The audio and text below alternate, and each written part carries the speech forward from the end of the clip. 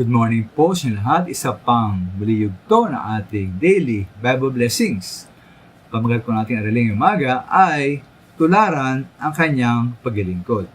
Tularan ang kanyang paglilingkod. Ito yung panakalot mga minamahal na maaring marami naniniwala ng kasiyahan ng tao ay ayon po sa kanyang pera at laki ng kanyang yaman. Kaya tila po walang katapusan ang pagsisikap ng mga tao na magkaroon ng maraming pera at lalong magpakayaman sa trabaho o sa negosyo.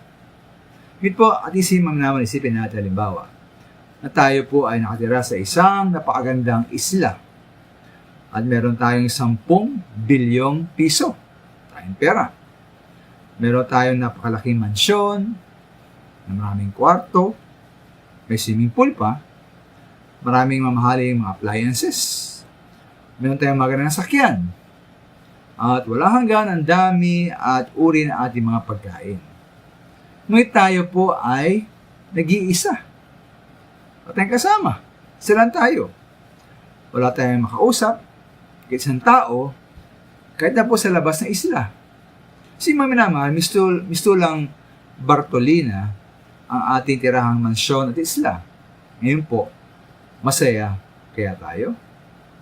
Ngayon pa sabi na naman na mahal, halimbawang kayo simple lamang na tao na may simple lamang na buhay. Nakatira sa isang simpleng bahay. Sapat lamang ang pera, ang pagkain at damit. Motor lamang ang sasakyan mo, hindi kotse o anuman. With ating kasama minamahal, kasama natin ang ating pamilya. At tayo po aktibo na naglilingkod sa komunidad. Nagpapakain tayo at nagtuturo sa mga bata. Nilagay tayo ng magamot sa mga seniors at tayo nagbabagi ng ebanghelyo sa salita ng Diyos sa mga nanay at mga tatay.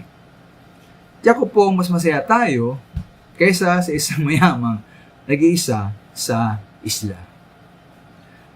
Kung maminamang sa ito yung karotohanan, no, na tulad po ng ating Panginoong Yesus, na tayo na parito sa mundong ito, ay sa Mark 10:45, hindi upang paglingkuran, kundi upang maglingkod at ialay po ang kanyang buhay. Ganun po ang Panginoong Yesus. Tayo po tinawag din po, mga minamahal, tulad ng Panginoong Yesus, na maglingkod.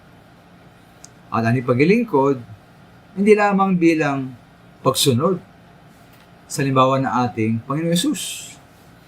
At yung paglingkod mga minamahal din sa ating kapwa, sa ating Panginoon, ay para rin sa ating sariling makabuluhan at masayang pumuhay. Salamat po.